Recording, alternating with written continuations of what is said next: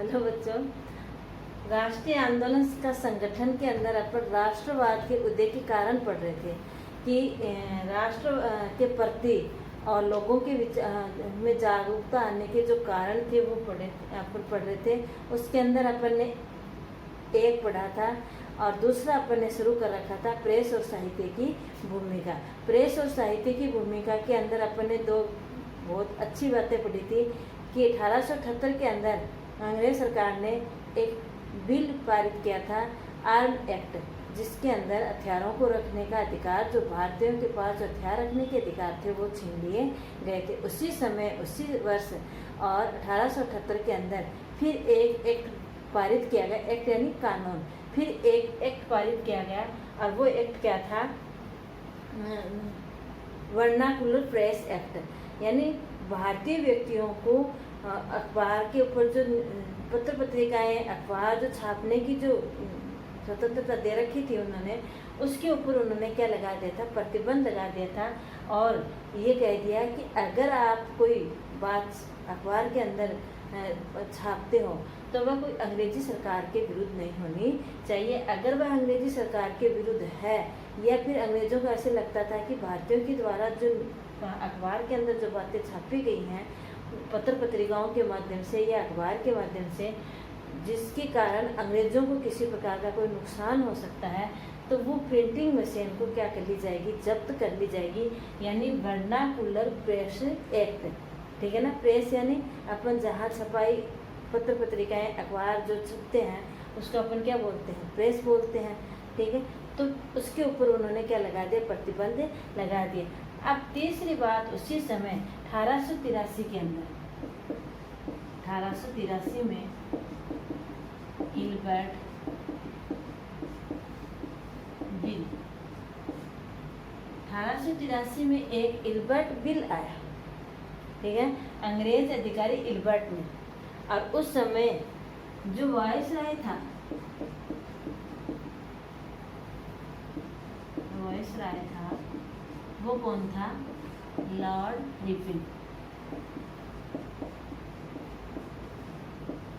Lord Ripon था। ठीक है। इस लॉर्ड रिपन के काल में और इसकी परिषद का एक सदस्य है ना, लॉर्ड रिपन की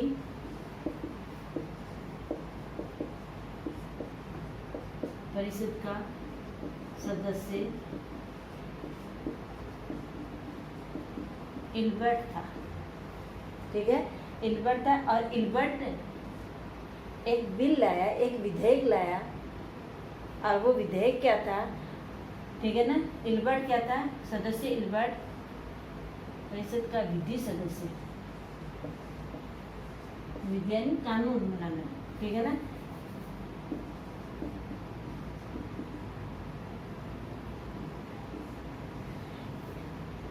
इल्बर्ट था, सदस्य था।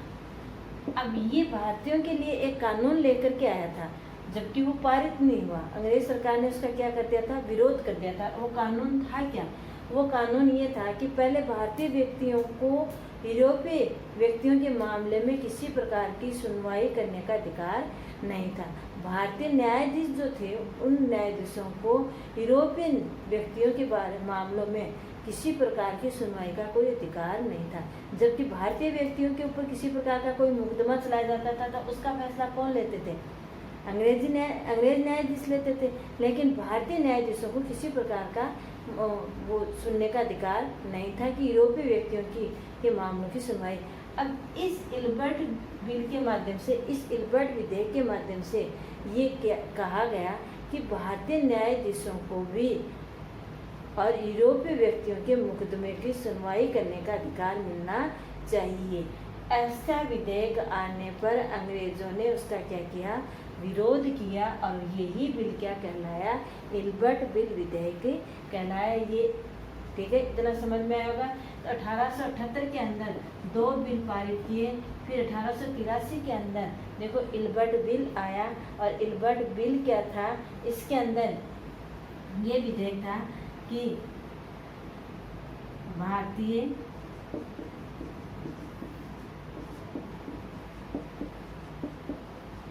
न्यायाधीशों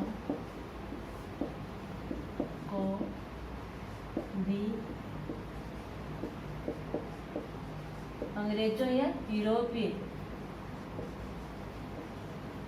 व्यक्तियों के मामलों में सुनवाई का अधिकार, सुनवाई करने का अधिकार दिया, सुनवाई का अधिकार दिए जाने का प्रावधान था। परंतु अंग्रेजों या अंग्रेजी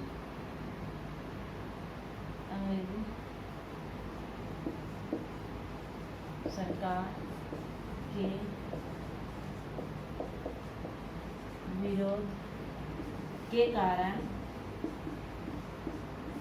यह विधेयक पारित नहीं हो सका। अब देखो, जब भारतीय व्यक्तियों को ये लगने लगा कि ये बिल जो है, ये जो विधेयक है हमारे हित के प्रति है, तब उन्होंने जैसे ही अंग्रेज सरकार को ये लगा तो इसका विरोध करके उन्होंने इस विधेयक को पारित नहीं होने दिया। जैसे ही इस विधेयक को पारित नहीं होने दिया तो भारतीयों के मन में फिर अंग्रेजों के प्रति असंतुष्ट होने का भाव और अधिक गहरा हो गया, और अधिक गहरा होने पर अब उनको ये लगने लग गया कि एक ऐसे संगठन की, ऐसे राजनीतिक संगठन का उद्घाटन किया जाए, ऐसा संगठन बनाया जाए जिससे कि भारतीय व्यक्तियों की भी क्या हो, सुनवाई हो कि भारतीय व्यक्ति क्या कहना चाहते हैं, क्या लागू करवाना चाहते हैं, क्या फैसला लेना चाहते हैं, उनकी भी क्या हो, सुनवाई हो। ऐसी स्थिति के अंदर, ठीक है, समझ में आई कि अंग्रेजों के विरुद्ध में ये नहीं पारित होने पर अब व्यक्तियों को ये लगने लग गया 1880 तक आते आते, ठीक है, 1880 तक आते आते भारतीयों को एक अखिल भारतीय संगठन बनाने की जरूरत समझने लगे। कौन? भारतीय व्यक्ति, कि एक अखिल भारतीय संगठन बने जिसमें सभी वर्ग, जाति, समुदाय, धर्म के लोग, उसमें कोई एक वर्ग विशेष व्यक्ति नहीं, सभी धर्मों के लोग क्या हों, उसमें सम्मिलित हों और अपनी मांग रखें और स्वतंत्रता रूप से उनको क्या है, संप्रभुता की क्या दी जाए, बोलने की स्वतंत्रता दी जाए, ताकि वो व्यक्ति क्या रख सकें, अपनी मांग वहाँ पर रख सकें। इसके लिए 1885 के अंदर और एक क्या बना दिया गया, कांग्रेस का गठन किया गया। देखो अब, ठीक है, यानी जब इल्बर्ट बिल विधेयक नहीं पारित हुआ तो भारतीय व्यक्तियों को ये लगने लग गया कि एक ऐसा अखिल भारतीय संगठन बनाया जाए, उस संगठन के माध्यम से भारत के सभी धर्म, जाति, समुदाय के लोगों को और अपनी बात कहने का क्या मिले, मंच प्रदान हो। और वो मंच प्रदान करने के लिए जब ये प्रतिक्रिया भारतीय व्यक्तियों के अंदर होने लगी तो एक अंग्रेज अधिकारी A.O.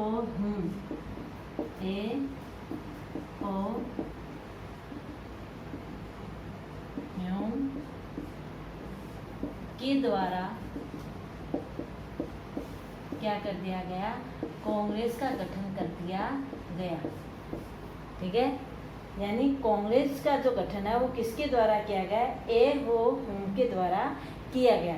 अब देखो कहाँ किया गया, कब किया गया, क्यों किया गया, ये सारी बातें इसके अंदर पढ़ेंगे, ठीक है।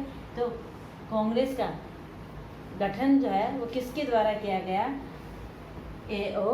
ह्यूम के द्वारा। कब किया गया, 28, इसकी स्थापना, कांग्रेस की स्थापना कब की गई, 28 दिसंबर 85 के अंदर।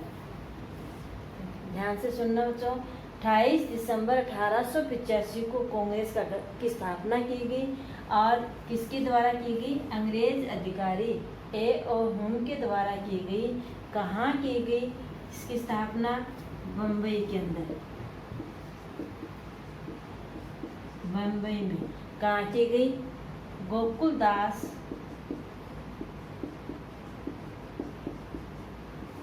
संस्कृत कॉलेज के अंदर।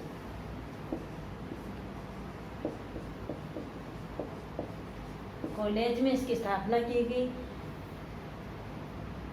और अध्यक्षता किसने की इसकी पहली बार? होमेश चंद्र बनर्जी ने।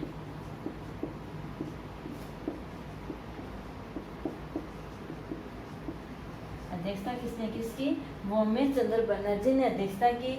और इसमें पहली बार कितने प्रतिनिधियों ने भाग लिया? 72 प्रतिनिधियों ने क्या लिया? इसमें भाग लिया। 72 प्रतिनिधियों ने भाग लिया। 28 दिसंबर 1885 से पहले 28 दिसंबर 1885 से पहले इसे इंडियन नेशनल यूनियन के नाम से जाना जाता था। 28 दिसंबर 1885 से पहले इसे किस नाम से जाना जाता था? इंडियन नेशनल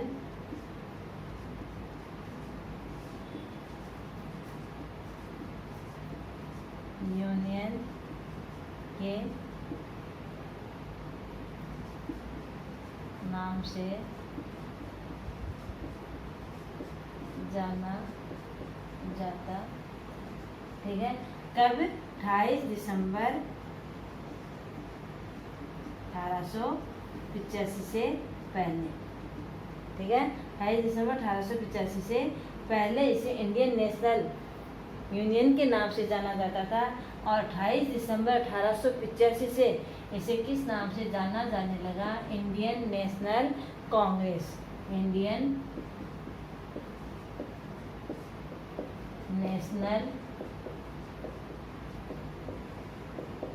कांग्रेस के नाम से जाना जाने लगा। ठीक है, तो कांग्रेस का गठन कि जैसे ही 1878 के अंदर 2 बिल आए, 1883 के अंदर जो एल्बर्ट बिल आया, उससे असंतुष्ट होकर के भारतीय व्यक्तियों ने एक अखिल भारतीय संगठन बनाने की इच्छा जाहिर की और उस संगठन के अंदर सभी वर्ग जाति समुदाय की बातों की सुनवाई हो, एक ऐसा मंच प्रदान उनको मिले जिससे वो अपने बातें कह सकें। इसके लिए अंग्रेज अधिकारी ए.ओ. होम ने कि वापस 1857 जैसी वाली क्रांति वापस न हो और भारतीय व्यक्तियों को एक तरह से ठंडे छींटे देने के लिए और अंग्रेज अधिकारी ए.ओ. होम के द्वारा और क्या किसकी स्थापना कर दी गई? कांग्रेस की स्थापना कर दी गई 28 दिसंबर 1885 को, जिसे किस नाम, इस दिन के बाद इसे किस नाम से जाना जाने लगा? इंडियन नेशनल कांग्रेस के नाम से जाना जाने लगा। और इससे पहले इसे किस? इंडियन नेशनल यूनियन के नाम से जाना जाता था। कहाँ की गई? बम्बई के अंदर। कहाँ? गोकुलदास संस्कृत कॉलेज के अंदर की गई। अध्यक्षता किसने की? होमेश चंद्र बनर्जी ने की। और कितने प्रतिनिधियों ने भाग लिया? 72 प्रतिनिधियों ने इसमें क्या लिया? भाग लिया। अब इसमें देखो प्रारंभिक नेता कौन थे? मुख्य रूप से दादा भाई नौरोजी। प्रमुख नेता कौन कौन थे? दादा भाई नौरोजी थे, होमेश चंद्र बनर्जी और बदरुद्दीन तैयब जी, W.C. बनर्जी आदि अनेक नेताओं ने और क्या है इसमें भाग लिया। दादा भाई नौरोजी जो थे वो पहले इंग्लैंड के अंदर संसद के सदस्य भी रह चुके थे और आर्थिक समीक्षाओं के लिए भारत में जब आए तो उन्होंने देखा कि भारत के अंदर बहुत सारे क्षेत्र के ऊपर और क्या है आर्थिक रूप से भी अंग्रेजों का क्या कर हो चुका था, यहाँ पर जमाव हो चुका था। तो कांग्रेस जो है ये शब्द लिया कहाँ से गया है? कांग्रेस शब्द अमेरिका के से लिया गया है। कांग्रेस शब्द अमेरिका से लिया गया है, जिसका अर्थ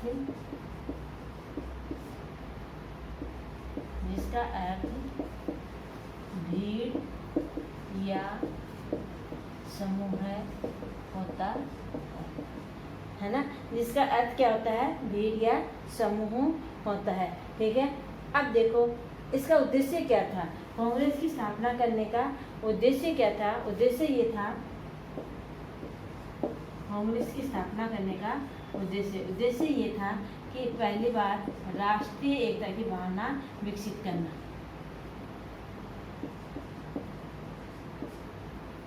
भारत के सभी वर्गों में, भारत के सभी वर्गों में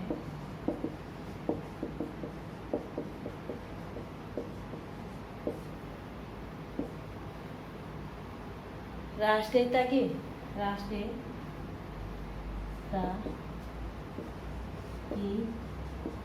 भावना विकसित करना। ठीक है। दूसरी इसकी का उद्देश्य ये था कि जो देश के हित के लिए, दूसरा उद्देश्य था देश के हित के लिए कार्य करने वाले विभिन्न भारतीयों से देश के हित के लिए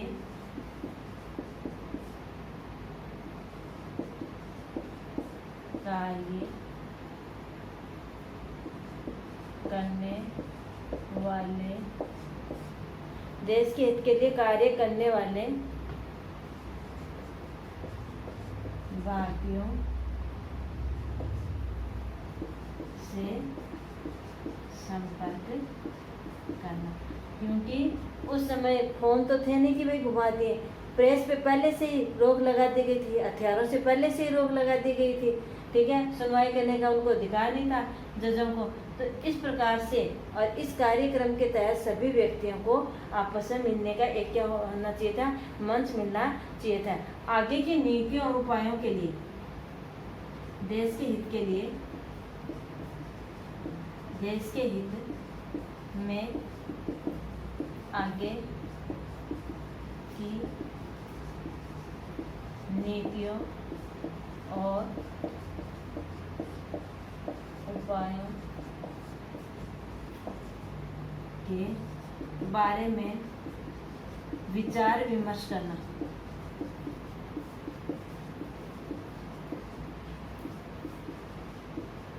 ठीक है। तो इन सब बातों के लिए और क्या किया गया, कांग्रेस का गठन किया गया। अब देखो इन बातों के लिए फिर इसकी मांग क्या थी, कांग्रेस की क्या क्या मांग थी, वो अपन आगे वाली वीडियो के अंदर पढ़ेंगे। आपको इतना ध्यान रखना है कि कांग्रेस का गठन कब किया गया, कहाँ किया गया, इसकी स्थापना कब की, इसमें कौन कौन से प्रारंभिक नेता सम्मिलित हुए, कितने प्रतिनिधि सम्मिलित हुए, इन सब के बारे में आप बहुत ध्यान से सुनने के बाद आप मेरे से क्वेश्चन करोगे तब मैं समझूंगी कि आप पढ़ रहे हो। ठीक है। तो मैं आपका वेट करती हूँ कि आप मुझसे कितने क्वेश्चन करते हो। धन्यवाद।